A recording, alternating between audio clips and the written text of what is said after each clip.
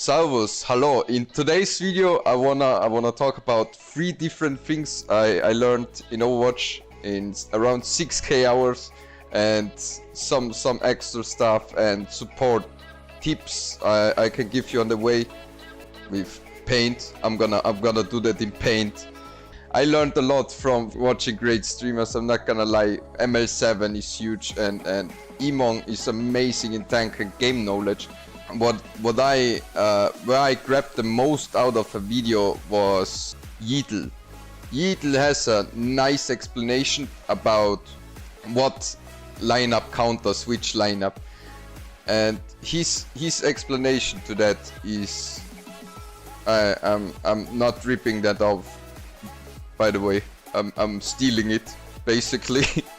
So there's 3 basic lineups in Overwatch that, I mean, there's 4. There's also Rush and some stuff in between if it gets thrown.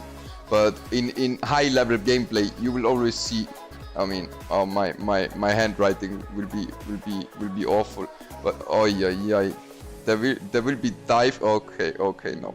Let's delete that. There will be. Can I write it like that? Dive, brawl. Isn't that beautiful? Brawl. How do you write that? Is that right? Brawl. Dive, brawl, and poke. Poke. So, and you have brawl counters poke. Oh, that looks just beautiful. Poke. Is it poke? There we go. Fixed it. Poke counters dive, and dive counters brawl. Since you got an Anna on brawl, you got an Anna playing way too far in the back most of the time, and you gotta lacking community in certain ranks where people just do not communicate. Then you got on poke, you get an over, you're gonna have to pass some choke points or push through some choke points, and if you have the disadvantage with your abilities, you get ran over by brawl. And about dive is basically the strongest, I would say. That's why I put it on top. Dive for sure is the strongest, but it also needs the most communication, since you can literally go for one target in any position you want. But that also implies you leave your Ana behind, cause most of the time you play an Ana into dive, and the whole meta will completely change with the new hero coming out season 12. But that's not a problem right now, but it will be some weeks. So, but first that's some basics you're gonna know. And brawl is somewhere, and there's also rush. Rush is somewhere in between here, I would say. It counters dive.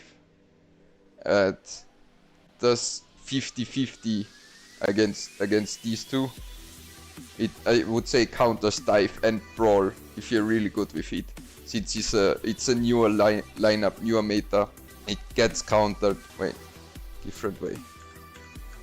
It gets countered by poke. So that's what I noticed in certain ranks about over lineups. That's what I can add. Strategies, lineups. It's basically and what you do is you not even take the high ground always with that. I mean, poke always takes the high ground, dive always takes the high ground, but brawl has certain advantages, and rush too, where you don't have to take the high. I mean, Nubani first spot is something different, but not always. If you like the content, please subscribe. What about support is, and positioning, what I want to combine is support and positioning. You have different positionings on different supports, clearly. A Lucio cannot go on the same position as an Ana. A Brick can literally sit on their Ana 24/7. You can play a garbage Brick and sit on your second support 24/7. I mean, you have to if you play against dive. But if you don't have a lot of value doing that. But it still works somehow. Don't ask why. Brick is fucking broken.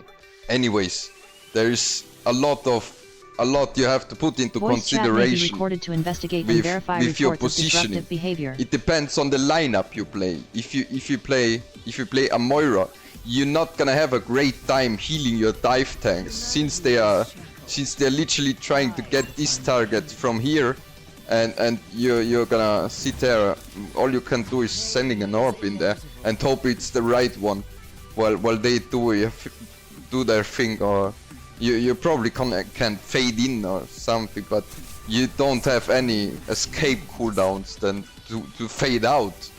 So yeah, I would not recommend Moira into dive. There's multiple ways you can play a dive. I would say the most common way is Ana Lucio, then Ana Mercy, or Lucio Mercy is the classic dive. Then there is what my personal favorites are Ana or Keiko Sen. One of Ana or Keiko's main heal, Zenyatta as flex, and I saw some matches now for a short time where people play Illari, but I'm still not sure how to manage that.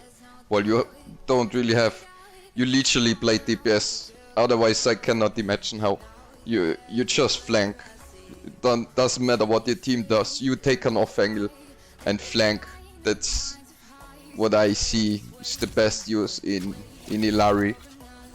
Or I mean, I do not play a lot of Mercy, I have to be honest.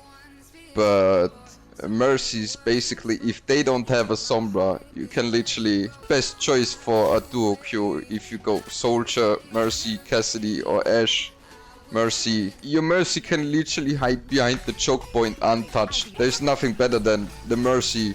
I mean, there's some stuff better than the Mercy. It's just standing there and not being able to get touched by the enemies. You don't even have to do some fancy shifting around or other stuff. Otherwise, what I do, and as I said, I'm not the best Mercy, but you can always just do that all the time, and you fly around. But you kinda want your shift ready when you get shoot at or predict when they look at you. I will not gonna give a lot of tips about Mercy since I'm garbage with it.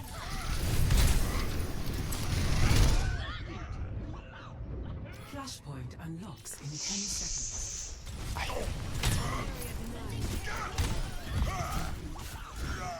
Don't we? Damn it. He's moving like he got the moves like Shatter. There we go. Big slam.